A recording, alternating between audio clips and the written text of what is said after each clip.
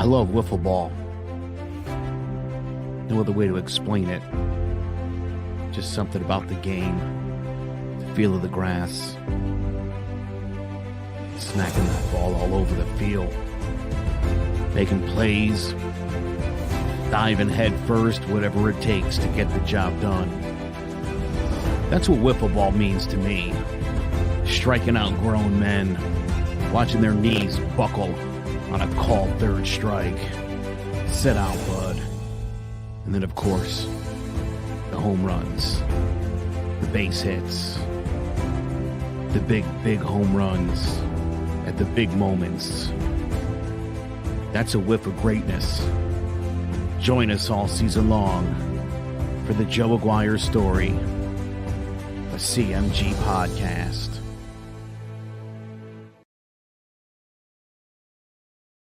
Ladies and gentlemen, this is our main event.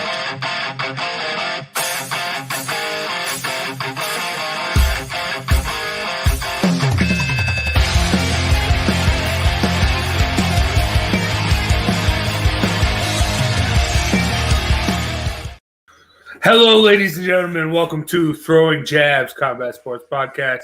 I'm Big Jace, joined as always by Joe Aguirre and Jared Jones, and let's get right into it. They came in, they met at the middle of the ring, and since the fight started, Francis Ngannou was dominant. Stipe went out on his back, and ladies and gentlemen, we have a new heavyweight champion, Francis Ngannou KOs Stipe Miocic in the second round. This was a different Francis. I told you guys he couldn't make the trip over to France to prepare for this his first Stipe fight because it was such a short turnaround from Overeem. He had a full camp. He was fully prepared. He stuffed the takedown, got on top, landed some punches, but he was calm, cool, collected, didn't punch himself out like he did the first fight. Francis has learned, and this is a scary Francis Ngannou that we have at the top of the heavyweight division. Joe, you going to eat some crow? Oh. Very the fake mutant thing? Very scary. Yeah, you like that? Listen, guys, plain and simple, Ngannou put the work in, and all we knew leading into those fights was that Kamaru Usman said he could wrestle, said he was a different fighter. All of the fights he had after that were over in under 50 seconds. So we didn't really know. We didn't know until we saw it. I will tell you this, Big Jace. When he stuffed that first takedown, took Stipe's back and started clobbering him, I thought, oh, boy, this is not good. This is going to be a really long night. You'll even recall. That's what he knew. Yeah, and Ngannou kind of wanted to keep going with Stipe, and again, as you mentioned, calm, cool, collected. Thought, no, you know what? Let's not do that. The other thing I found curious, I didn't know about the little tiny ring until fight night, which I don't get that, and that's great for bantamweights or featherweights or for the women, but you can't put two monsters, you can't put Godzilla and King Kong in a ring like that. That all that did was it left Ngannou on top of Stipe. He had no room to maneuver. And again, after he went for that takedown, got stuffed, had the back taken, he had no idea really what to do. Joe, stop. Does a bigger octagon make a difference? Yes. You're arguing that the outcome is different if the octagon, I don't care if those guys fought in a football field. Yes. One guy was bigger and stronger. I don't think that the bigger, stronger had anything to do with it in this fight. I don't think it had anything to do with it. That ring is 30% smaller than the regular octagon. It should help Stipe, though, too. How would that help Stipe? He's got no room. If he gets a takedown, he keeps Ngannou on the fence. Because it's closer, he can't get up, he can't get that space. All sorts from distance, too. If Stipe were to get that to the ground, it would have had the same benefit that it had Ngannou on the feet. How was he going to get him to the ground, dude? He was literally they were on top of each other the entire fight. There was Listen. He said that's what I said. I am happy to admit that you were right, Jace. I'm not. That's you got to listen to what I'm saying here. I'm saying Stipe. I don't know why he wanted to fight in a little tiny ring like that. Why he would agree to that? That definitely was a huge disadvantage for him, and he paid the price.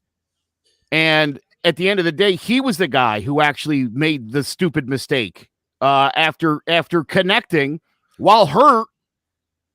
Connected with the right, and then came flying in like he was going to do something to Ngannou, and then got laid out with the knee. I mean, I watched that after it happened. Well, so I watched the fight. Immediately, my phone lit up with Jace. I needed a few minutes. I'm a big Stipe fan. I watched the fight again, and I got a little teary-eyed when it happened. It was devastating.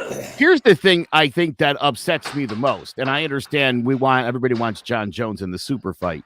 How does a champion, the greatest champion in UFC history, guy with the longest title reign, most defenses, who just 3 years ago, mind you, destroyed this guy for 5 rounds, is not? It's just like, who's next, Lewis or Jones? I'm sorry, he's the champion. The champion doesn't get any kind of consideration on a rematch. What world are we living in? This isn't boxing. This isn't Teofimo Lopez. Like, Loma never gets another. That's it. I'm out. No, I get that. I don't like it. But also, Stipe isn't the most active. And like, if you look the past since the last Ngannou fight, he's fought only once a year. Right. So, well, he's also gets disrespected by the sport and the division and by Dana White over and over again. I would fight once a year too. No, yes, well, he'll be 39 in 4 months. You say, "Oh, wow, we're just moving on." He got dominated by the new champion. He's going to be a 39-year-old man if they fight again. You're not ready to move on and think a bigger octagon makes the difference. Listen, Hagler-Leonard. In a close fight like that, where Sugar Ray Leonard was bigger ring, different gloves, and Hagler had to make all the exceptions for the big money fight, and then it's right down to the wire, and either guy could have won, then maybe a couple foot smaller ring, you would say, all right, that could make the difference. Hagler wins in an 18-foot ring. But here, where a guy looked just outclassed and is pushing 40, I'm ready to move on. Yeah, I'm kind of ready to move on. I'd watch a trilogy, but I'm not picking Stipe. I mean, I don't think there's a lot of opportunities for him to win. I said I thought this could happen. You never know when that's going to happen, when a guy like Ngannou is going to make that jump, or when a guy like Stipe is going to fall off. Katie Taylor's getting old, but I will pick her every time until she proves she's not the greatest female fighter on the planet. Well, listen, let's not go overboard. He stuffed one takedown. The fight ended early in the second round. I'm saying again, in a bigger ring, I don't think it ends as quickly as it does because Stipe's got more room to maneuver. Plain and simple. That's my whole argument. Quickly, but you can change the outcome of the fight with the size of the Jared and Jace, you guys know what's the thing I hate most about sports arguments, right? Last year, tell me why. Texas A&M and Florida, right? Texas A&M beat Florida at home, and everybody was like, "Well, if they played the game at the Swamp, Florida State would. Florida would have won." How do you know that? How do you know that? So here's my point. They fought in a big ring 3 years ago, and Stipe destroyed Ngannou. Destroyed him. Made him look like an amateur for 5 rounds. In a little tiny ring that favors a guy that does nothing but goes for the knockout punch. I'm not saying it doesn't favor him. Of course it favors Ngannou. I would love to see them run this thing back in 6-8 months in a bigger ring. If Ngannou can win it then, kudos to him. Stipe can go be a fireman or a paramedic or whatever he wants to be. He wants to be a crossing guard, that's fine. Ridiculous. He is the greatest champion in UFC history, and I think because he's just an everyman. Greatest heavyweight champion or greatest champion? You're going to argue this man's the greatest champion in UFC history too. I didn't say greatest champion. I said greatest heavyweight champion. No, you didn't. That's twice you said greatest champion. Did I? Take back. Yes. Did I? But, Maybe I did. But Maybe I did. But listen, at the end of the day, when we did our Mount Rushmores a few years ago, I believe he was on the list. So how all of a sudden is this guy completely disregarded? I'll remind all of you, you all left John Jones off your Mount Rushmore. And Stipe off mine. Stipe was on mine. I had a kid ask me what would happen in a fight between us. We need a new metaphor that other than phone booth, but I haven't come up with one yet. But I said a football field or a phone booth because I think you'd beat me up in a phone booth. You know, I wouldn't want to fight either one of you guys in a phone booth. In a football field, you guys would be in a lot of trouble. There's times where I think those things are going to make a difference and time where it won't. I think I told you the other day, Joe, I also had an old man walk up to me and, if I was 20, 30 years, 50 years younger, whatever the hell he said. Nope. If we were both 7, I would have messed you up in the sandbox. And if we were both 70, I would kick your walker out from under you and knock you over. There is no age you could be, no size octagon we could fight in where you wouldn't get your ass kicked. If we had a time machine, I'll go 1 year at a time through and whoop your ass over and over again. There isn't a spot you could put me in where I'm going to lose. Football field or phone booth, and Ngannou beat Stipe that night. Who did you pick to win the fight? I don't remember. Stipe, I said this could happen, though. I mean, to be fair, one of us said this is a younger man fighting an older man, and if he's made the adjustments, he's the bigger, stronger man. And I could see him knocking Stipe out, but I think Stipe is more versatile, better fighter, and has more ways to win. Joe, you said Ngannou's come a long way. Everything Jay said. Listen, he certainly has. And I think that's good for the sport because – again, we've complained about not only him, but Derek Lewis, and God forbid that should be the championship. Who would want to watch that disaster back again?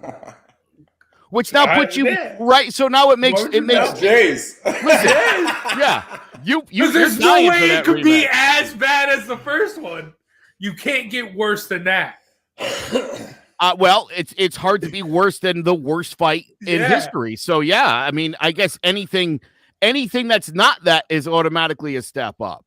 You're right. Listen, I'm not saying I'm proud of Ngannou, and I'll tell you, in doing the research I did last week, I mean, not only is Ngannou a great fighter, he's a great human being. His story about being on the streets of Paris, the charity work the guy does now, the decent human being he is now. I don't know if you heard what he said to Stipe after the fight when he told him he didn't want to fight him again, which is smart because I wouldn't. But he told Stipe that he made him a better man and a better fighter. And I love that. Again, I watched it. I got a little weepy. I thought that was a beautiful moment. This is what Dana White wants, though. Dana White wants the incredible Hulk. Get weepy when Ryan Garcia said it.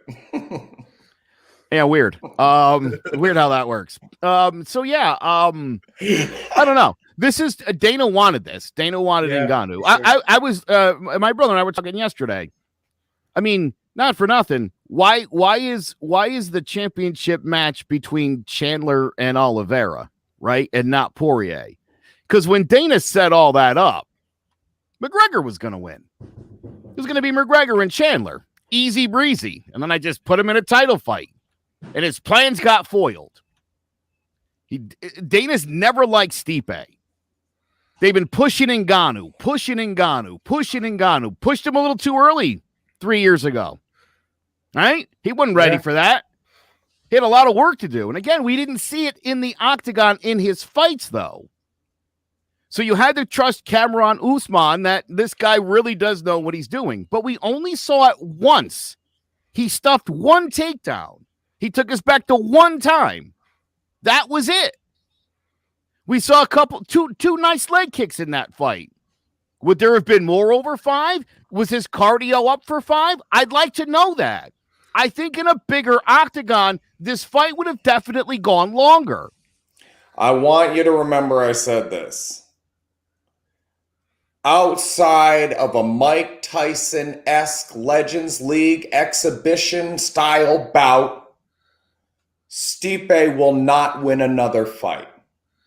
Whoa. Stipe Miocic will not win another fight. A rematch with Ngannou, he will lose. If he gets Derek Lewis, he will lose. His best bet is to hope John Jones can't carry the weight. But that might be the only winnable fight left at the top of the game. Cyril Gane will beat Stipe Miocic. He's not winning another fight up there. Not in that top five rank. If he dips down to 15, 20 and tries to get a win to supplement the losses he's going to string together here, Overeem will not win another fight. I disagree. Not at that level, and neither will Stipe. You're putting him. I mean, Overeem's been knocked out how many times? 18? Is that the?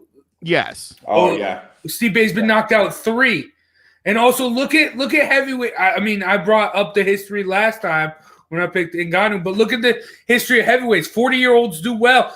DC just won a championship at 40, so why can't Stipe? I mean, the oldest champion of all time, Randy Couture, won it. Really good point. I mean, dude, not for nothing. Stipe got up off the ground. These guys aren't a different beast. This isn't a different game. Sorry, Joe, but come on, guys.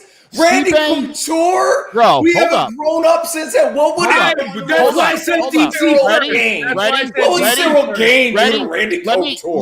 Let me tell you why you're wrong. Stipe in the first round, right? And Ngannou clipped him. Hit him hard, big right, and followed it up with the left, right? Do you remember when he did that to Rosenstrike? Same hit, right? Boom, boom, into the cage, and then he beat the crap out of Rosenstrike. Fight's over in 17 seconds. Not Stipe, though. Stipe keeps moving. Stipe absorbs, and he keeps on going. Later in that round, he gave him what I call the Cain Velasquez, right? Got him down after the thing started pounding him. Stipe gets back up. That took out another all-time great. Then, just before the knockout, when he popped him with the left, had him on the ground, and then started pounding him, that's what he did to Junior Dos Santos. That finished Dos Santos, not Stipe. He got back up, and he landed a right on Ngannou. Then he caught the left hook. Fight's over. He was standing up 30 seconds later. 30 seconds later, Stipe was standing on his feet. You make a top 3. You make a top 10 knockout list with guys getting knocked out, and the only guys on the list are Overeem and Stipe. Where does the 3 times Stipe got knocked out land on your most hellacious knockout list compared to Overeem? Overeem's been stopped a bunch of times. All 3 of those, Struve, Cormier, these are, he bent him over, he folded him like a lawn chair. Yeah. Right. That Cormier was a knockout. You're going to come back. And he's going to improve. Come on. At 38 years old, he's going to improve. He's going to go back to the gym. He's going to learn some new things. He's going to come back at 39, an improved fighter. I don't think he has to learn anything. I don't think there's nothing to learn. There's nothing to learn. Now that he knows what Ngannou can do, I would say, hey, I need to fight in a big boy ring and not this little baby, this little playpen. I'm not doing this nonsense again. I'll fight you in a big one. And again, I have no doubt. Listen, it's not like Stipe forgot how to fight. I mean, he got punched hard in the head. Again, Rosenstrike was done after that. That finished Rosenstrike. Stipe kept going. That couldn't have felt good, right? Got beat down some more. That finished off Velasquez. He still kept, he kept coming. Kept coming. Yeah, it's not like there's some deficiency in his game, dude. He took the best Ngannou had. It took 4 times. It took Ngannou's 4 best punches to take him out, and he still couldn't do it. Roy Jones Jr., one of the greatest boxers of all time, and when he got touched and started getting old and looked a little bit different, if I'd come on and said this guy will not win another relevant fight, I'd have caught backlash for it, but I'd have been right. Because he just kept losing and losing. It's a different dude. This looked like a different dude, and it was the way he reacted to the punches. It was the way he was. It wasn't the size of the ring. It was the man in it that looked a little different than I've ever seen him look before. It looked like he's kind of lost a step. I don't think he can take Lewis or Gane or a rematch with Ngannou. I don't think he can win at this level anymore. He's about to be 39 years old, and thank you, Stipe. Thank you. I do agree this was the passing of the guard, but I do still think Stipe has some fight in him. I still think he might be that gatekeeper to a title shot at this point. Look at you two agreeing on stuff. I'm not agreeing with that at all. Kick it right at the end there. Got all messed up. Gatekeeper, he's the champion of the world. He lost one fight to a guy who throws knockouts. That's it. That's it. He could be Francis' gatekeeper. It's not like Ngannou was doing what he did to Ngannou 3 years ago, where he literally dominated every minute of every single round. Because it wouldn't go that long. Because it didn't go that long. Because he put his ass to sleep. Yeah, and then you become the because doorman. they're standing in a phone booth. There's nowhere to go but into his fist or into the cage, which inevitably will lead back to his fist. All right. Let's move on. Hey, to be fair, I have to say, having been in all different size rings, it changes the schematics of the fight, and everybody can see that. But it changes the fighter too. This is hard to explain. My wife and I are looking at couches the other day, and there's a sectional that comes out on both sides, and I'm like, nah, I would never want to sit in the middle of that with those two on either side. I feel like I'm trapped in there. I don't want to sit there. It's going to change my experience of, even though I'm sitting and watching, and still, like, everything is the same except for the schematics of the territory. It changes your mindset and your game plan and all of these other things. To be fair to you, Joe, that would change a lot more than just the dimensions of the ring and those little parts we were able to see. It changes everything from the very beginning. And I bring up Leonard and Hagler because Leonard did that. I'm the big name. I'm the big money fight. We're going to fight in a huge ring with huge gloves. Yes. It makes a difference. That's best for me. Yeah. Yes, it's best for me. Again, to Stipe's credit, why would Stipe agree to that? That's what gets me. I mean, it's his own fault at the end of the day. Why would you agree to fight in a phone booth with a monster? That is crazy. From the second the fight started, I was like, oh my God, dude, this is bad. Like, there's nowhere to move. Do you remember in the first fight when Ngannou popped him one time and he grabbed him, he shot the legs quick, right? And he ran him across the entire ring. Yeah. That move was not possible on Saturday night. That move did not exist. That was a big part of Stipe's ground game in the first fight. And that was completely eliminated. And I mean, obviously he knew that's coming in and he agreed to it. What was Stipe thinking? He must have, you had to think, if this guy can wrestle me a little bit, this smaller ring could be problematic. Or Jason, as you said, maybe he thought that would be to his advantage, the smaller ring. Just hold him up against the cage constantly. But I'd be curious to hear what Stipe explain this a little bit, what the mindset was going in, because that would determine a lot for me.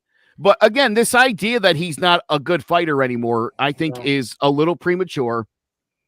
I didn't say not good, just not at that elite level. He can't compete at the top of the game at heavyweight in the UFC.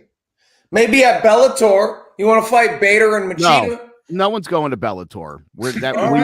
That's silly. He could knock both of those guys out. Stipe, I think, would be just as content to walk away from the sport completely. I mean, he hates Dana's guts. You remember when he beat Cormier, he wouldn't let Dana put the belt around his waist.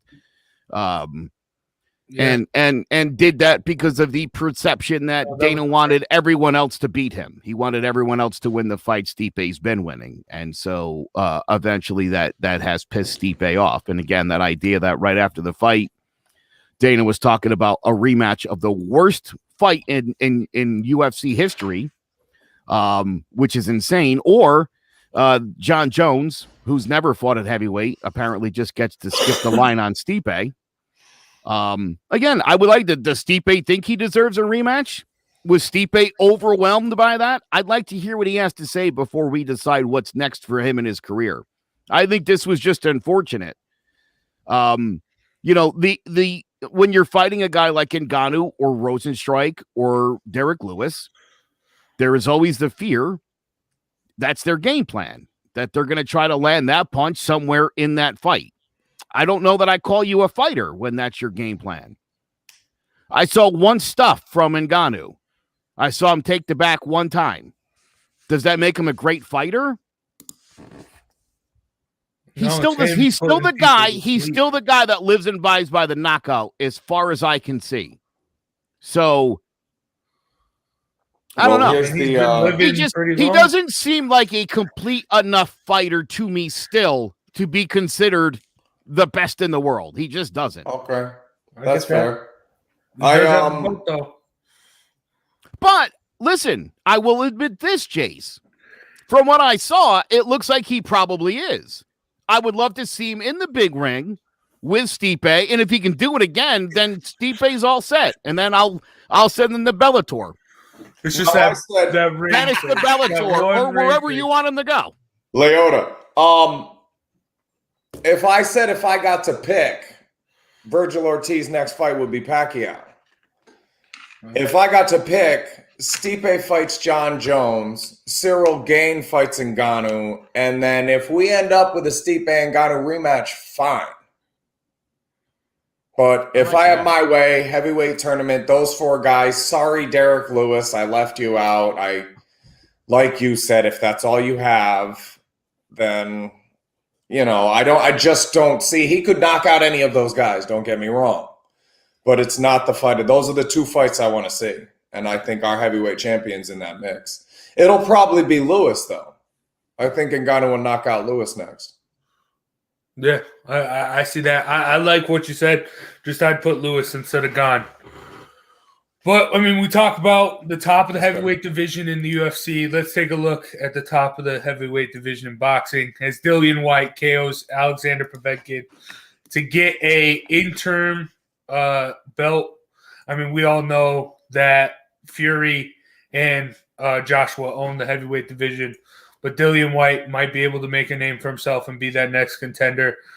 Jared, what did you think of the fight? I know you had on the show, you parlayed Povetkin and Stipe. Yeah, that was a mistake. I keep doing that every week, picking parlay and picking every fight. And then Peter Yan loses. Picking every fight, and then Povetkin, Stipe. That's the fourth main event I've had screw me out of over $100, and I'm betting like 5, 8, 12. That one in particular, $242, and my bet was 17. So that's what didn't come through on that Povetkin deal. But I don't like either one of those guys at the top of the division. I think we still have Joshua Fury Wilder at 1, 2, 3. I'm a big Alexander Usyk fan. I don't know if he's ready. If I'm picking, Dillian Whyte fights Andy Ruiz.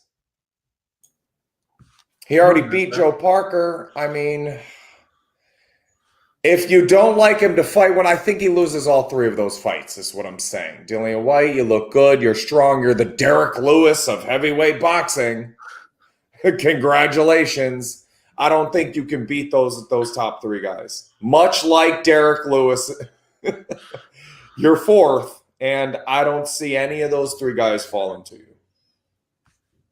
Yeah, I mean, Dillian Whyte's just been like a contender for 3 years. Obviously got knocked out by Joshua. And I think in his heart, obviously, he thinks he can win that fight. Yeah, you know, he's on the same level as Ruiz. And like you said, Jared, I think any of those three guys beats him. Even Deontay. That might be a nice fight for Deontay Wilder. Get the KO game back working. That might be a good fight for him. And if he's not mentally right, then maybe Dillian steals another one.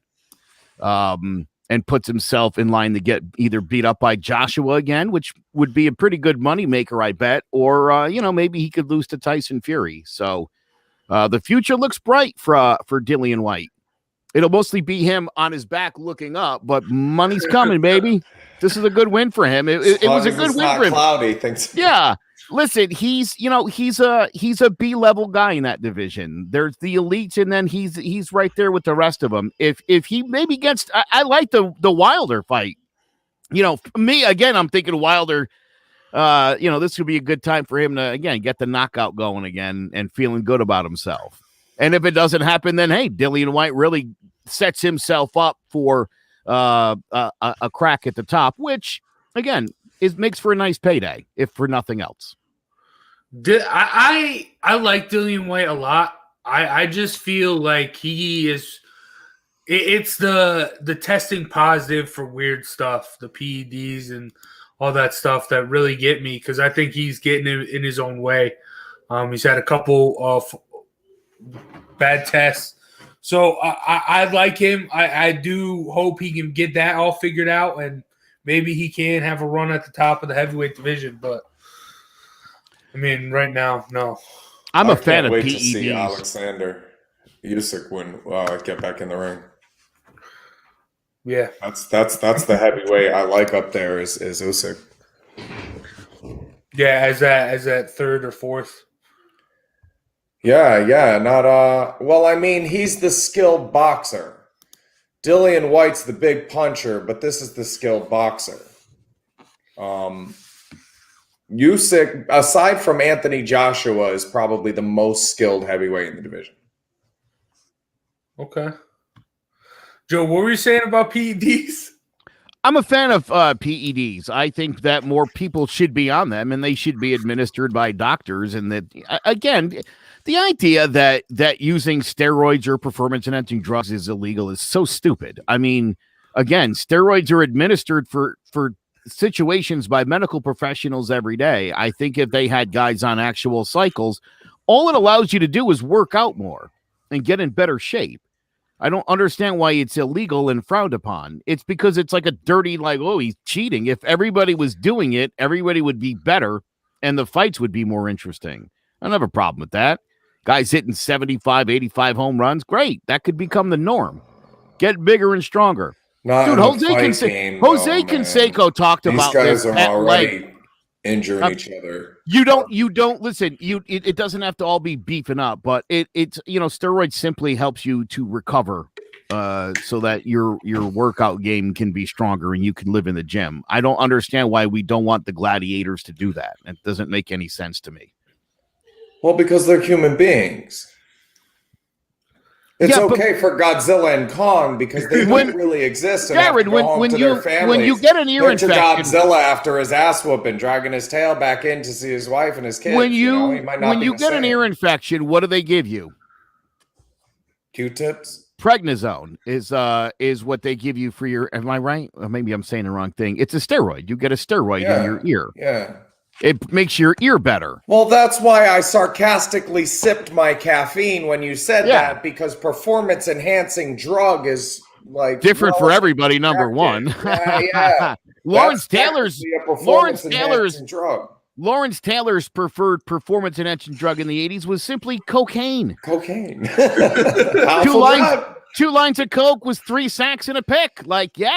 Do it, whatever. I don't have a problem. My dad used to say for workouts on the field, he did 50-yard lines. I didn't get that till I was older. 50-yard lines. Dude. I mean, right? But I'm not into that. I mean, because the drugs are going to get better, Joe. If you just say that's okay. Oh, I think they are better. You're going to have me showing up at the weigh-in hey, guys, $170, and then I'm going to come into the fight looking like Jace and be ready for my welterweight exhibition match. Yes, and then you'll be Anthony Rumble Johnson, the greatest middleweight of all time. Yeah, that's great. And then what's the difference between that and then I don't know, that's too gladiator-ish for me, man. In a game like this, baseball, where you're not really, until it comes time to run over the catcher, And you've got Bob Sapp coming down the third baseline. Listen, I know I last don't think week it could pose as much of a problem there. I know last week we talked a lot about Rocky IV, and maybe in your head you're thinking steroids means Apollo's dead. It's not like they're going to be punching harder because of steroids, or like there'd be any more damage inflicted. Like that's not going to happen. You don't think so? No. Bigger, stronger, faster people don't inflict more damage when they're fighting. Hot take from Joe Dwyer. Against another guy who's also bigger, faster, stronger. Yes, they will hurt each other. Joe, your brain and your kidneys and other such organs don't get stronger as they get beat. Bigger gloves. We use bigger gloves. Bigger gloves are heavier. Bigger gloves smaller gloves. More damage. We'll do smaller gloves. We'll find a smaller softer gloves. glove. You don't get tired. Jared, I was just floating a theory out there. I've done all this research, though, Joe. I haven't done any of my own research on this just yet. I must be on speaking it real. Joe, can you please look this stuff up before we start?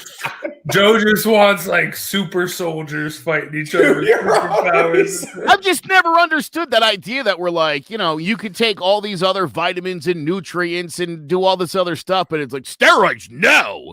But like my son takes steroids when he has an earache, and I mean, steroids are used in lots of things, and it's a medicine. It's supposed to be helpful. No, yeah, I have an inhaler. It's helpful until he wakes you up with a suplex. Yeah.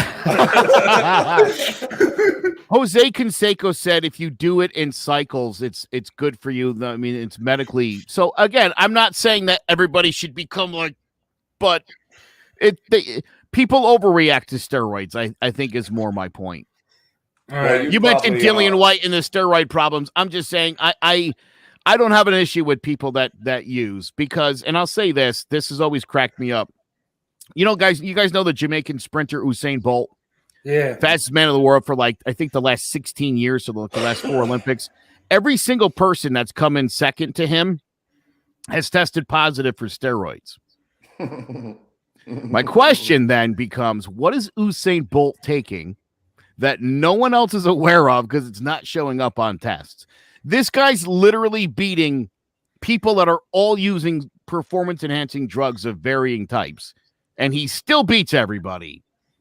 Does that seem right to anybody, or no? Am I thinking too much on this? Also, with Lance Armstrong, when he got popped, the 15 other people behind him also tested positive for PEDs. That's whole sports a disaster. I remember though when he won like his 5th in a row, I thought something ain't right here. How could the world's best bicyclist be a guy with one testicle? Like that doesn't seem like that would be, you get like an extra little every time you Jared, I would think that would throw your balance off. I just thought that doesn't seem right to me. No, you just put the one right in the middle, and you're right. Is that it? Kind of a cup front. I see what you're doing there. That would work. Yeah. Anytime somebody dominates a sport like at a whole other level, I'm like, what is going on here? I'm saying. Right. All right, now let's get back to the serious fight talk. Who you got, Godzilla versus King Kong? Great segue, Jace. Great segue. I got to be honest. I'm happy we're actually talking about this because I actually thought a lot about this. The undefeated Godzilla's got the spikes in his back, razor-sharp teeth and claws, a sharp tail. He breathes radioactive fire from his mouth. The guy's like a highlight reel. He does a lot of damage when he's on a rampage, but he does have the typical shortcoming of most T-Rexes, very short reach. Now, Godzilla usually comes right out of the gate, does most of his damage, but he does tend to slow down as the fight wears on. Meanwhile, the veteran King Kong, very one-dimensional. He's big and strong, but he's a stand-up fighter. He's not going to take you to the ground. Occasionally, he'll take somebody up the side of a building while he's holding it in his hand, but power in both hands, though. He does lack the tactical ability to set up the shots. He does swing very wildly at times, kind of like an ape. Lots of overhooks, lots of hooks, overhands. Doesn't use the jab to set any of this up. So he tends to take a lot of damage in his fights. I expect this to be a long, drawn-out battle, maybe in the 2.5-hour range. But in the end, Godzilla is too much for Kong. And you guys know I don't pick anybody who comes at it one-dimensional. I got Godzilla for the win. Jared, do you agree? With we picked a fight a couple weeks ago where everything you said was right, but then the other guy. Listen, and the first I'm thinking about this, I'm like, well, those short arms and stuff, it's King Kong. It's got to be King Kong. And then I start doing the research. I'm like, he can't really touch the guy without messing himself up. And he breathing fire and stuff. Like, I don't know. Maybe this is Godzilla. And I'm thinking, and I also spent a lot of time thinking about this. And what I come up with is only one of them's going to throw or shoot or think on that level. We are the top of the food chain. And we're the top of the food chain because of our claws and our big scary teeth. Look at it. No. We're at the top of the food chain because we can outthink every other animal. I'm taking the one with the smarts. I'm taking the one that's closer to the top of the food chain and expecting him to find a way to win. Give me King Kong. Yeah, I'm with Jared here. I'm going King Kong closer to man. Yeah, he does have that reach. I mean, obviously the fire breath is scary. But King Kong just ripping buildings off, hitting people, utilizing his mind. Godzilla don't got no mind. Godzilla's a monster war machine. He's like programmed. He also breathes radioactive fire, just so we're clear. King Kong's a giant monkey. I don't know what else you want. He's faster. Run fast to the Olympic spot and then just shot put balls and javelins and shit and then just run fast again. I mean, unless he's in the water. And again, environment changes everything. The size of the octagon makes a difference here. The environment makes a difference. Are they in the water? Are they in a phone booth? Are they on a football field? Are they in the woods? Are they in the city? Where are they fighting? I'm just Godzilla versus Kong. Like I said, I'll take the one with that I think that I rate with more intelligence. Dinosaurs were bad mamma jammas. They ain't here no more. I think Godzilla would win the first fight. This is a trilogy. Godzilla would win the first fight, but because of King Kong's mind, he would figure out what he did wrong and what he needed to do, just like Stipe and Ngannou. And King Kong will come and put it to bed early in the second fight. But I don't even know what to say. No, I actually watched the movie yesterday. It's actually a pretty good movie. So if you guys have the chance, check it out. By the looks of it, though, Godzilla's 54. He's 67 years old. This might be the last hurrah for him. I don't know about a trilogy, Jace. All right. Okay.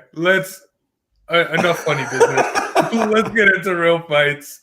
Oh, and we're going to start it off with Tony's tail of the tape here.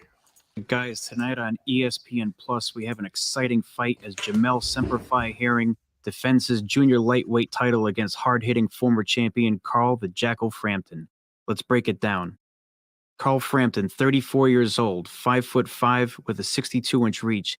He's 28-2 with 16 knockouts. From Tigers Bay, Northern Ireland, the Jackal started boxing at age 11 and went on to become one of the most successful amateurs in his country's history, winning the Irish flyweight title in 2005 and 2009, as well as winning a gold medal in the 2007 European Union Amateur Championships. After compiling a record of 114-11, he turned pro in 2009 and steadily climbed the ranks, going 14-0 with 9 knockouts before stepping up in competition against former IBF super bantamweight champion Steve Molitor. In an electrifying fight, Frampton had Molitor down 3 times en route to a 6-round knockout. The Jackal then continued his ascent with a 9th-round knockout of hard-hitting Kiko Martinez, a 2nd-round blowout of Hugo Cazares, and a unanimous decision over Martinez in a rematch for the IBF super bantamweight title. He followed that up with a split decision victory over domestic rival Scott Quigg for Quigg's WBA super bantamweight title. After unifying his division, he stepped up in weight, becoming Ireland's first two-division world champion with a majority decision over WBA featherweight champion Leo Santa Cruz in a classic that saw over 1,670 punches thrown. However, in his next fight, he lost the title back to Santa Cruz. He bounced back immediately, defeating legendary former champion Nonito Donaire for the WBO featherweight title via unanimous decision and won his first defense by bludgeoning Luke Jackson over 9 rounds until Jackson's team threw in the towel. After having his left hand fractured in a freak accident, he took on IBF featherweight champion Josh Warrington in a highly anticipated unification match. In a Fight of the Year candidate, Warrington stunned Frampton heavily in round 1, and Frampton was never really able to recover as Warrington went on to win a unanimous decision in a classic fight. Due to the COVID-19 pandemic, he's only fought twice since, with a decision over Tyler McCreary and a TKO over Darren Traynor. Jamel Herring, 35 years old, 5'10" with a 70-inch reach. He's 22-2 with 10 knockouts. From Long Island, New York, he started boxing in 2001 and lost to Danny Jacobs in the New York Junior Olympics. He continued to box in the Marine Corps, where he enlisted in 2003, and in between 2 active duty tours in Iraq, he medaled in the 2010 World Military Games, the 2011 and 2012 Armed Forces Championships, and competed in the 2012 London Olympics. He turned pro in 2012 and went 15-0 with 7 knockouts before suffering his first loss to Russia's Denis Shafikov by 10th round stoppage. The next year, he dropped a decision to Ladarius Miller, bounced back with a stoppage of hard-hitting Art Hovhannissian, a TKO over Juan Pablo Sanchez, and a unanimous decision over Adelson dos Santos to put himself into position to challenge Masayuki Ito for the WBO junior lightweight title. Herring won via 12th round decision and has defended it twice, a unanimous decision over Lamont Roach, and in his last fight, over Jonathan Okendo, winning in the 8th round when Okendo was disqualified for repeated headbutts. Will Herring's 5-inch reach and height advantage prove too much for the smaller challenger? Will Semper Fi's fast hands prove the difference in the fight? Or will the power, tenacity, and experience of Frampton be enough to see him become Ireland's first 3-division world champion? Tune in tonight for what's sure to be one of the most exciting fights you're going to see all year. Heck yeah. Thank you for that. Again, Tony, the tail of the tape. I'm excited. We got a big fight. Herring versus Frampton. Joe, what do you think of this fight? Well, I'm really excited for this fight. I've been watching a lot of the weigh-ins and a lot of the pre-show stuff during the week over the last couple weeks. So these guys sit down together for an interview. A lot of respect there. They're talking about legacy for Carl Frampton. He doesn't like the idea of being the greatest Irish fighter of all time, but he's putting himself up there. Jamel Herring is an American hero. Lost his daughter a couple of years ago. Just a really great guy. Somebody that people really like, Jamel Herring. And it's funny, I saw Frampton kind of talking a little bit of smack, to the cameras. When he's with Herring, it's nothing but respect. And I like that. It's easy, I think, nowadays to sort of sink into the mud, but what's there to be gained by, talking trash to an American Marine? This is the biggest fight of Herring's life. If he wins this, he's on his way to superstardom, I think. Frampton's talked about possibly retiring if he wins this fight. He's had a great career. He's been a great champion, first 3-time champion Irishman. So, going to be a great fight. These two guys can bang with the best of them. I'm really looking forward to the fight. I love Herring. I unfortunately think Frampton is going to be too much. I think he stops him by the 10th. Good. I don't see a stoppage. I think it goes the distance. I also like Frampton. I'm a little befuddled that Herring is the betting favorite.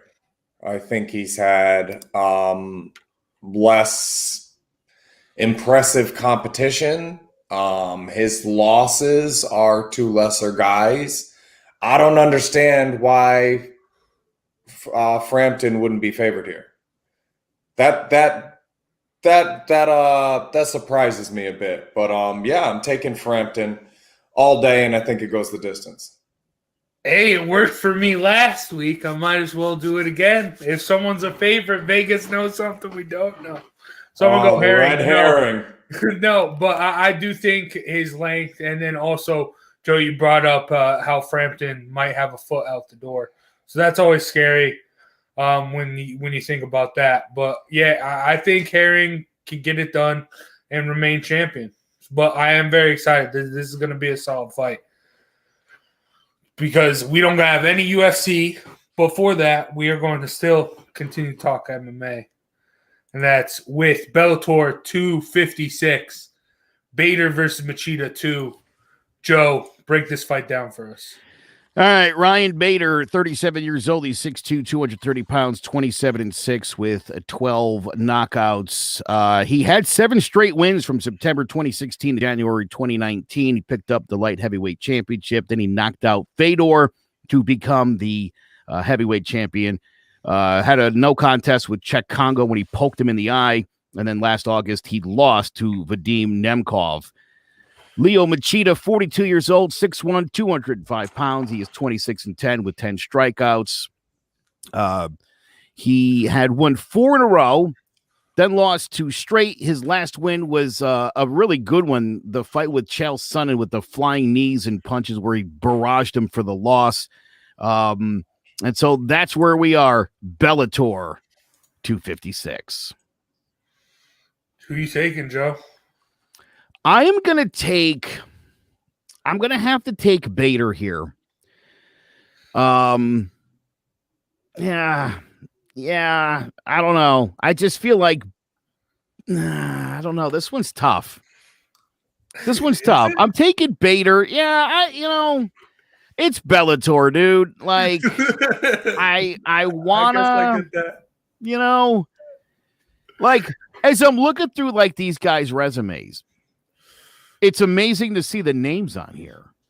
Machida's 3rd fight was against Rich Franklin. His 6th was against BJ Penn. Tito Ortiz in his 13th fight. Rashard Evans in his 15th. I mean, you look at their resume: Couture, Jackson, John Jones, Dan Henderson. I mean, it's Machida's fought everybody. He did lose in 2012, the first fight, obviously, against Bader. So, for him, it's a revenge match, but I don't know, man. Just something about Ryan Bader. I think he's going to win again. I think he's going to beat Machida's brains in, I guess. I'm actually upgrading. I used to be a Machida. I couldn't care less about this fight. These guys are a combined 80 years old in just a few weeks here. And Joe, the best part of this fight is what you just said, the who's who lineup. When you look through who these guys have fought, oh my God. It is impressive. But you need to open for Mike Tyson's next fight in the Legends League, because that's where you guys are. Not that Stipe Miocic isn't 2 years older than Ryan Bader, but still, these guys are old. Yeah, they're very. I mean, dude, again, like you look at their resumes, though. I mean, both guys have lost to John Jones and to Tito Ortiz. They've both lost to Quentin Jackson. They both lost to Rashard. No, he beat Rashard Evans. He lost to him. Impressive. Oven St. Preux. He's got like quite the I guess the win over Fedor. That even though what's Fedor about 50, it's still really cool as well. He is. I will say this about Ryan Bader. I just saw this. He is the number 7 pound for pound fighter in the world, according to MMA Junkie. So if you consider them a credible source, they've got Bader up there with the big boys. He was the former champ. They must be actual junkies. Hey, Bader was These are guys just sitting over there getting all cracked up, like, "Hey, Jay said Megan Anderson, man, let's ride with him." No, Bader is probably the best Bellator has as far as fighters go. Could we agree on that, though? Yes, double champ. I agree on that. I think Bader gets it done pretty easily. Machida's just too old, man. Jordan Newman. I'm just kidding. I mean, Ryan Bader though, isn't it tough when you're Bellator? And I mean, again, dude, like you're, at any given time, who's your big attraction? Like somebody that UFC doesn't want. That's what I'm saying. It's like, dude, can you imagine? Here's what I said. My brother and I were talking about this fight a little bit yesterday and laughing about it. I said, can you imagine like game 1 of the World Series if they were to pick just the best pitcher at AAA without any thought about who it was? Maybe it's some stud 22-year-old kid. Maybe it's a guy who's like 38 and couldn't hack it in the big leagues anymore. That guy's starting game 1 of the World Series? What? No, he's not. It would really matter, wouldn't it? So you get most of these guys in Bellator. I mean, their names because mostly of who they lost to. Yeah. And so, it's like, hey, this guy lost to a bunch of great fighters, and so did him. You want to watch them Friday night? Nah, I don't know. Maybe. I saw a fight yesterday. Oh, man. Goody, Gudde was the guy's last name. It happened yesterday. If you can find it, it's worth a watch. This guy was 6'7", 170 pounds. What the hell? And had the fiercest mullet with a perm flowing. And when he got hit, he wasn't handling it very well at 6'7", 170, if you can imagine. This was hilarious. This isn't good. My wife and my kid are in it. We're watching the fights. We're laughing. And I stopped and went, this is Scrub Scrap's business plan here. These are some of the least skilled guys we've had on our television in the last few months, and the most entertaining fight we've seen together. Not huge fight fans, but when this guy got in there and to look like one of those wacky arm inflatable air guys, and his mullet's flapping around in the wind as he's getting hit. I mean, it was just so entertaining. You don't need this really high skill level to be entertaining. And sometimes the opposite's true. Mayweather didn't entertain a lot of people at the end of his career. You had to appreciate the art because my wife's not going to sit there for 45 minutes and laugh about him staying away from Maidana. It's not as entertaining, especially to the, average fight fan. Yeah, I get that. And Jared, you brought up Scrub Scraps. So let's end the show like we always do and hit us with that flurry. This week's flurry is part 2 of our Scrub Scraps Spotlight segment. And this week we're bringing on a good friend of mine, Alex Pro. How's it going, Alex? I'm doing well, man. I'm doing well. Can y'all hear me all right? Yep. Yeah, perfect. Sounds good.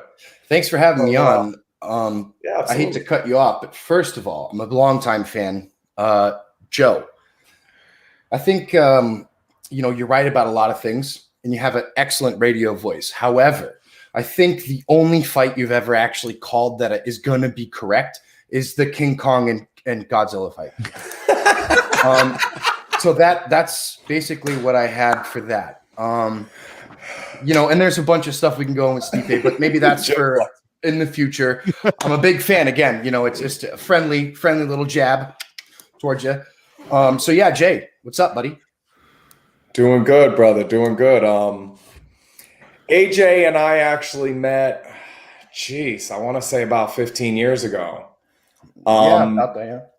I was working with his older brother at Scrub Scraps, and he'd had a couple fights, and he's not the most coordinated or athletic individual, but neither most of the people at Scrub Scraps is somebody I was working with. And he walks up to me one day after a set and he says, "Hey, my little brother wants to fight you at Scrub Scraps." And I laughed. I was 16, I think, at the time. Little brother. Yeah. And then he showed up to the Scrub Scrap before the one we fought. Yeah. And I met him, shook his hand, pulled out the pad, started doing some pad work, and went, "Oh, this is one of those never underestimate your opponent type of situations, And Joe, Stipe lost. easily one of my toughest opponents. AJ. Which I respect that. One you of know, my that's toughest opponents. by far probably one of the greatest compliments I've had, you know, in any sports career I've tried to pursue. So that's really, you know, that means a lot, man. That was a tough fight for me too, you know, and I lost it. But that was, you know, there was a bunch of different reasons for that. We can get into that later. But any other questions? Yeah. What's your favorite memory from Scrubs? Man, I would have to say it's that. I mean, it's the camaraderie after all the fights are done and everyone talks, and the fact that you don't know any of the real spectators if you're a fighter or if you are a spectator yourself. Maybe you know a few, you're in your own group, but afterwards you meet everyone and everyone talks, and it's that's probably the number one, I guess, aside from watching my friend who passed fight. You know, he fought Colin Hall, Sean Rockwell, and that was really fun, you know, and yeah. Yeah, well, and having that, you know, I've got a couple of those that I have videos of to look back on, and it's nice to have been a part of something with those guys. I remember how close you guys were, and how hard he fought. It was an interesting fight, you know. Yeah, that was a knockdown, drag-out fight for sure. It was good. Joe, you got a question for AJ? I don't. I'm still absorbing that initial jab to the face that he threw. Just the recovery. Before the show, he was like, "I'm a fan of the podcast." I was like, "Oh, I'm glad to hear that." And then he came on again. He said it again. I was like, "That's great." Then he goes like, "Boom." Yeah, I was you always really punch up, you know. Yeah, fair enough. I could answer your questions about if I were to fight Stipe. You know, if I were to be in Ngannou's shoes. Well, you know, I'd like to ask you, because you actually said beforehand, and I am curious actually your thoughts. You said that you thought Stipe that Ngannou was going to win with a second round knockout. What were your thoughts there? The reason I thought it is because of well, let's talk about Ngannou first. First of all, he's a younger fighter, very he's not stuck in any ways that are bad. Like, he doesn't have a lot of bad habits, to my knowledge. And if I was his coach, I'd be like, listen, you're a fresh brain. Let's teach you everything. And when you talk about him going up against Stipe, yeah, he had that first fight. Okay, now that's extra tape you can watch, as opposed to every single other tape he's watched about Stipe. That's something that was in Ngannou's favor in the beginning for me. Second is age. Third is obviously physique, which isn't that big. But then I guess. And let's talk about Stipe. So Stipe, you know, he's probably one of the greatest fighters. I don't want to put him in any certain category, but I just want to put him in there as one of the greats, and we can all respect that. Yeah, for sure. But in terms of the damage he's taken, you know, okay, he only got knocked out 3 times, but the damage up till the knockout was a lot. All of that is a lot. His eyes aren't that good.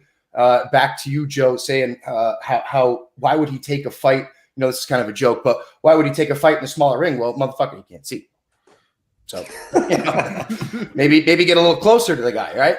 Because he can't see. So there's a couple different things there, you know, and I mean, there is something to be said, you know, about Ngannou. But again, I thought Stipe would have handled it better. But you know, what is it? You know, what are you going to do?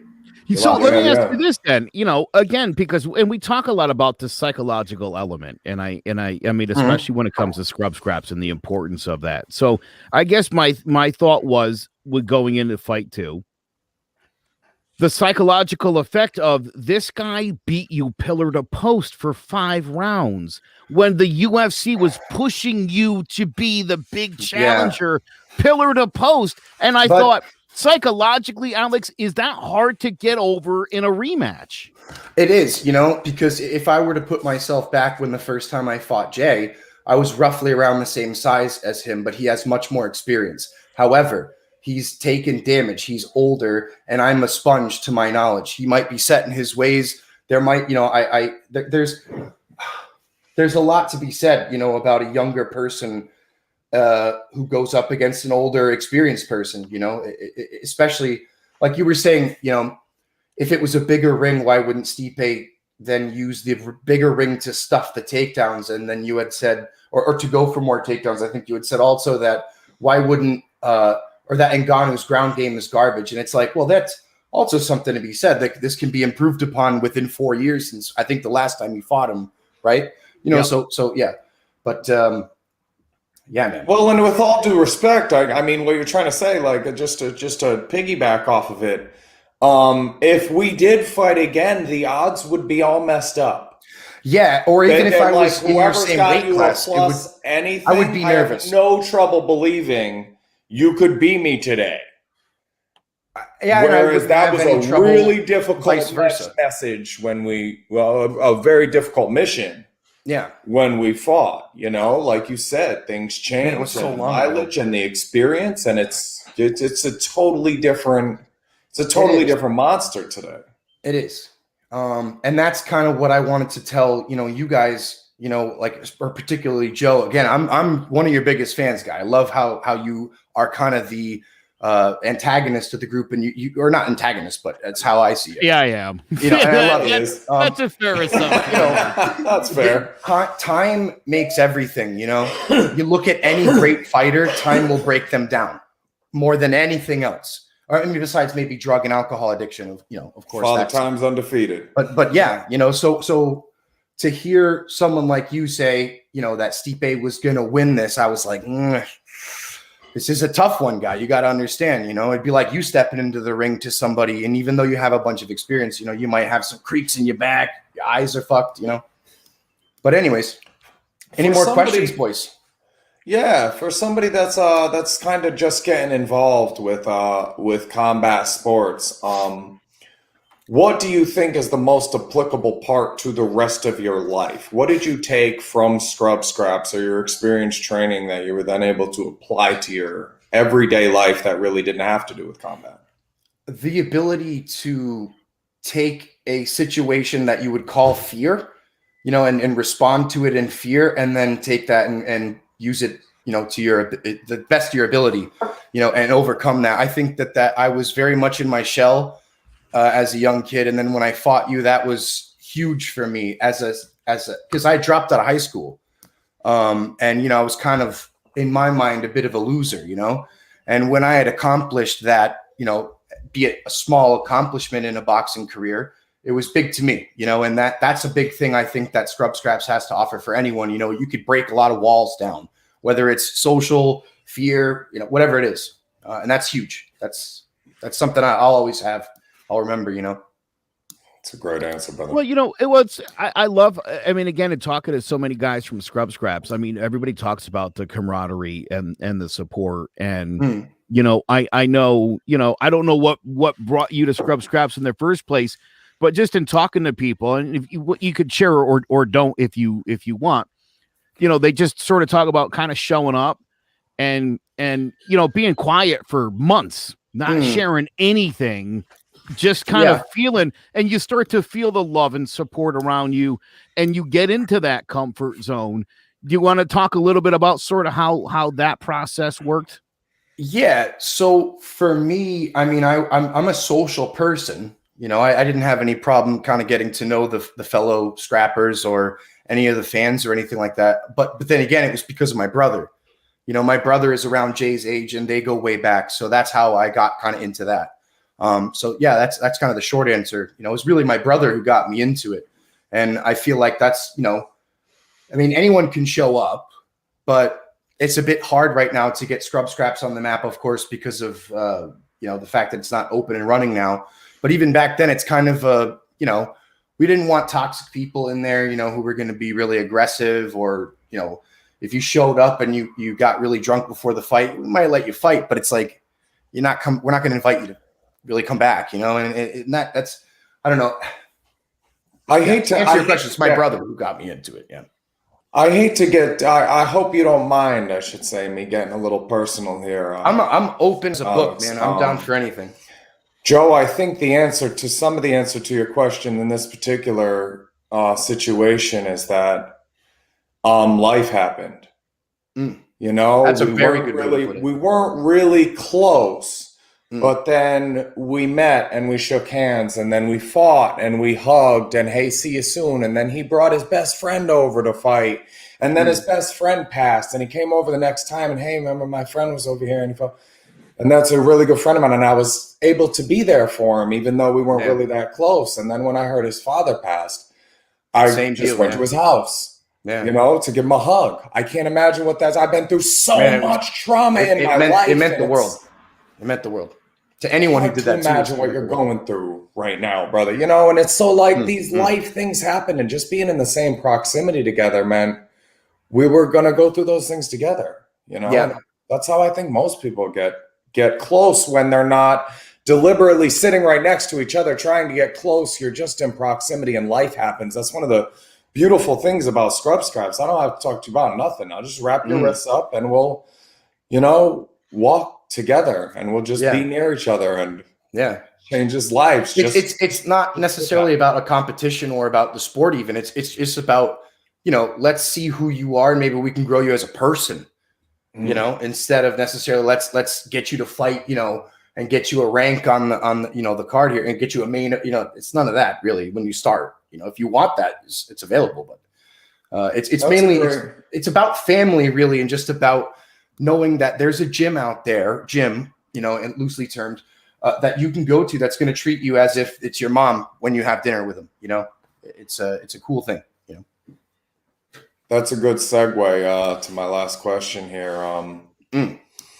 If you could go back and remove our experience, Scrub Scraps, the fight game from your life, how are you a different person? Oh, wow. That's, if I'm going to be completely honest, me as an individual, to answer that question, I would probably be more violent and potentially in a lot of trouble, and I might not be here doing this interview with y'all. So that this is something that, again, it's not, this is important. I think Scrub Scraps is a very important thing, and it's necessary for young guys out there, or young girls out there who want to fucking meet up with somebody, and get apart to be a family. And then if you want to push yourself, mentally or physically, we're there for you. And that's important. Love it. Good answer, brother. Yeah, we don't curse on here, right? Sorry about we that. do now. We do now. Yeah. I wasn't out there. My bad. I try not to. No, you know what? It's funny. I've been helping Jared, with the relaunching of Scrub Scraps, and I did a series of interviews with all the people on the board, and everyone's obviously been involved in some capacity or another. 7 interviews, I think I did, Jared. All 7, left me in absolute tears. To hear, even people who weren't directly involved in it, but sort of even on the peripheral, just to hear them talk about the difference it makes in people's lives and the impact, years later. You were just talking about, what your life would have been like without it. And, to hear everybody talk about what their life would have been like without Scrub Scraps. It's emotional. So your swearing was certainly cool. No sweat there. Man. I've always told my kids, man, when you're being real and raw, like whatever comes out of your mouth comes out of your mouth. That's emotion, and I love that. But I'm glad you're here with us today. I'm glad you found Scrub Scraps. My last thing to you would be look into that camera, and if there was somebody right now, what would you say to them to convince them to go check out Scrub Scraps? Man, I would say, when you're in your darkest time, or even in, when you have some light going on, it's always darkest before dawn. And this could be your dawn potentially, this could be your rehab. This could be your out to becoming something better than what you maybe think you are. I don't want to say that, you're a bad person, but yeah, it should be thought that way. Cool. Any questions, you big Jace? Got any questions for the potential next champion of Scrub Scraps? Heavyweight champ coming up here, boys. We got Dom, and we've got a lot to talk about. We could have me on another time, but any questions for me, bud? Oh my God. I got you. Alex, can I be in your corner? I want to be your corner guy. You want to be my corner guy? With you calling the Godzilla and King Kong, if you keep it up like that, then yeah. With this Stipe and Ngannou, I don't know if I can have you in there, but Oh, that's great. But my question is, I mean, you talk about how you win in the ring with Jared. How is that facing off with him like strengthened your friendship with him? Okay, so basically I met Jay, he was living in the trailer by the Scrub Scraps property, I believe, when I first was introduced to him, and it might have not been his proudest of days. I think he was still kind of going in and out of jail. I think I met you in Willimantic too before that, and I had been kind of a viewer a bit on Scrub Scraps, and then went there, and then we fought, and yeah, I mean, from then it's literally been night and day. It's almost like meeting, I don't want to sound weird, but like, kind of like the love of your life. It's that kind of feeling where it's like, you're going to bond with that person forever.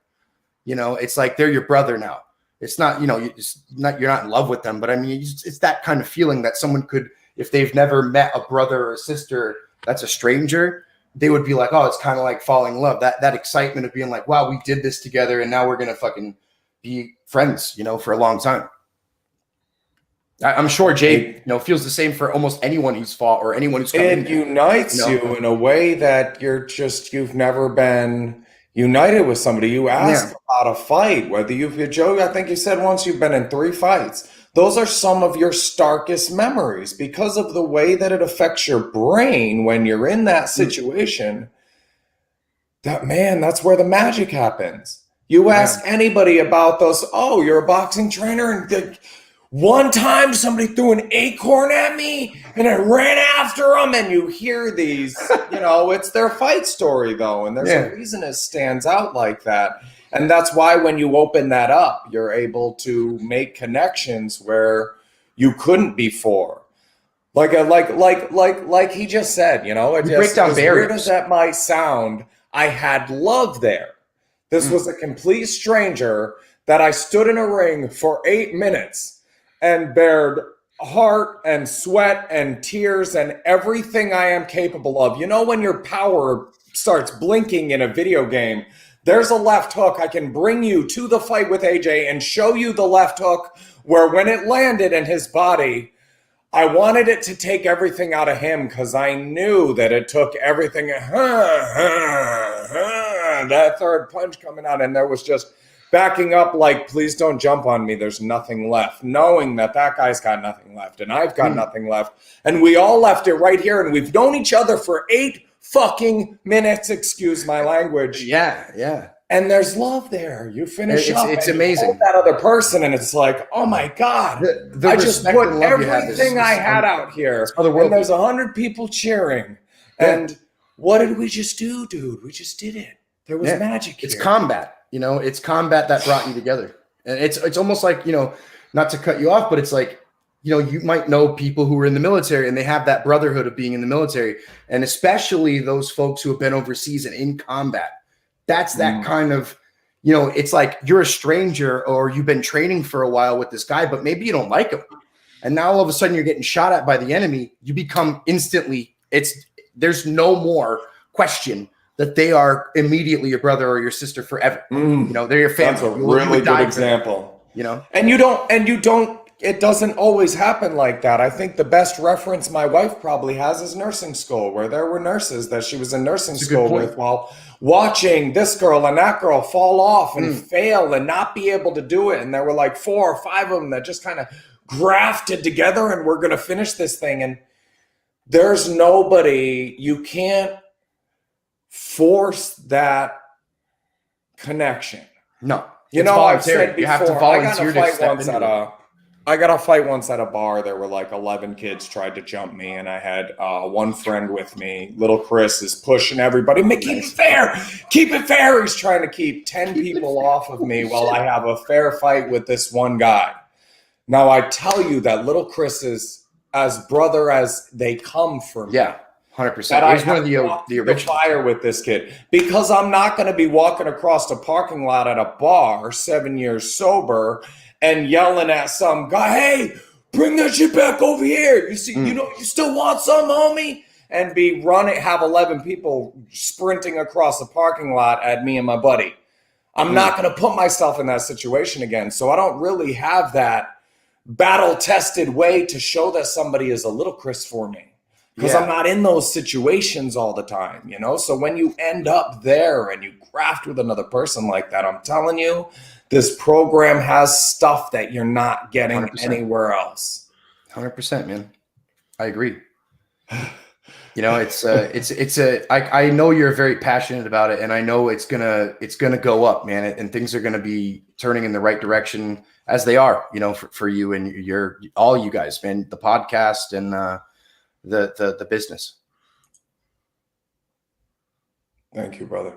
Yeah. Yeah, and we're really nice having you on. You're an eloquent individual, AJ. Thank you, buddy. You know, I what a human being. I not even to son you, but I'm proud of you, man. You know? I'm proud. You're one of the my things role that you've done with your models. life. If my dad were to still be alive, I might say, like, listen, you know, there's another person out there that's like, you know, I kind of really look up to, you know, and that's probably you, buddy. You know, you're one of those guys that I know is always going to be there for me and is there for all of us, you know, not just for me. So that means a lot, you know, and I know it means a lot to you too, brother. Thank you, man.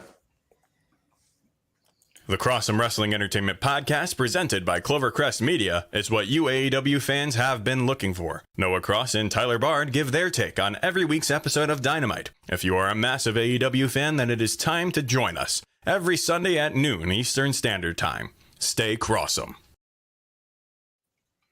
Thank you for that, Alex. Thank you for joining us. I thought he was queuing up for one more shot at me before he left. You know, I was like, every time he started to smile, I was like, he's going to do it again. Thought one more was coming, but all right, not bad. The distance. Yeah. Thank you guys for listening. Thanks everyone for listening in the comments, and thanks for commenting. Make sure you enjoy tonight's fight. Frampton versus Herring should be good. Joe, Jared, thanks for joining me. Alex, thanks for coming on. And we'll see you next week for more Throwing Jabs. Take care. Ladies and gentlemen, this is our main event.